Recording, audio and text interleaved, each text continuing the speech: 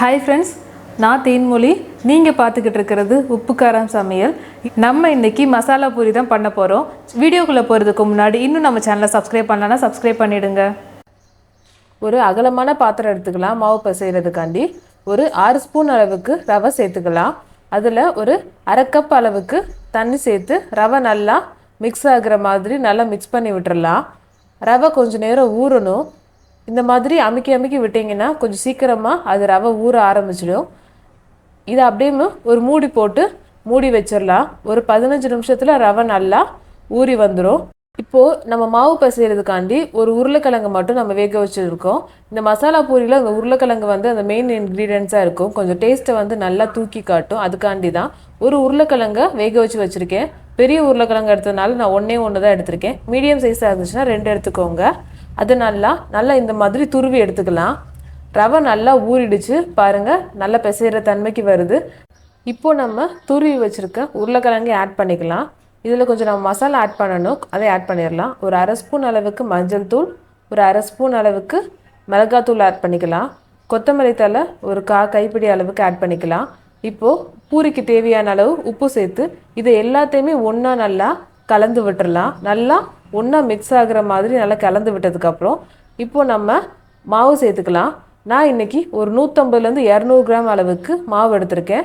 இப்போ அந்த மாவு நம்ம போட்ட மசாலா எல்லாமே நல்லா ஒன்றா மிக்ஸ் ஆகிற மாதிரி நல்லா சப்பாத்தி மாவு பதத்துக்கு நல்லா பிசைஞ்சு எடுத்துக்கலாம். தண்ணி தேவைப்பட்டதுன்னா கொஞ்சம் கொஞ்சமாக தண்ணி ஆட் பண்ணி நல்லா பிசைஞ்சு விட்டுக்கலாம். மாவு நல்லா ஓரளவுக்கு பிசைஞ்சாச்சு. இப்போது நம்ம ஒரு 2 ஸ்பூன் அளவுக்கு எண்ணெய் சேர்த்து நல்லா பிசைஞ்சு வச்சிடலாம். இந்த மாவு ரொம்ப நேரம் ஊறணும்னு கிடையாது. சப்பாத்தி மாவு தான் ரொம்ப நேரம் ஊறணும். பூரி மாவு இப்போ நம்ம பிசைஞ்ச உடனேயுமே போட்டு எடுத்துடலாம். நான் இன்றைக்கி பூரியை கொஞ்சம் குட்டி குட்டி உருண்டைகளாக தான் போட போகிறேன். அதனால கொஞ்சம் குட்டியாக தான் மாவு எடுத்துருக்கேன். இப்போ பூரிக்கு நம்ம மாவு தேய்க்கிறோம் அப்படின்னா எண்ணெய் போட்டே நம்ம தேய்க்கலாம். இப்போ மாவு டஸ்ட் பண்ணி தேய்ச்சோன்னு வச்சுக்கோங்களேன், இந்த மாவு துகள் விழுகும். எண்ணெய் சீக்கிரமாக தீஞ்சு போகிற மாதிரி ஆகும். அதுக்காண்டி நம்ம இந்த மாதிரி எண்ணெய் தடவியே நல்லா தேய்ச்சி எடுத்துக்கலாம்.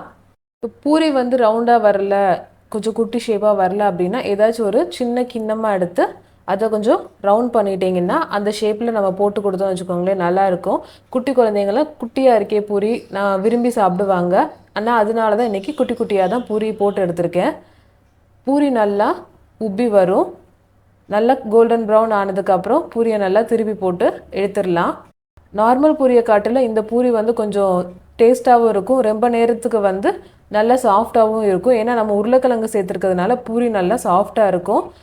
குழந்தைங்களும் கண்டிப்பாக விரும்பி சாப்பிடுவாங்க. இது என்ன மசாலா பூரியாக வித்தியாசமாக இருக்கே, கண்டிப்பாக நல்லா விரும்பி சாப்பிடுவாங்க அவங்களும்.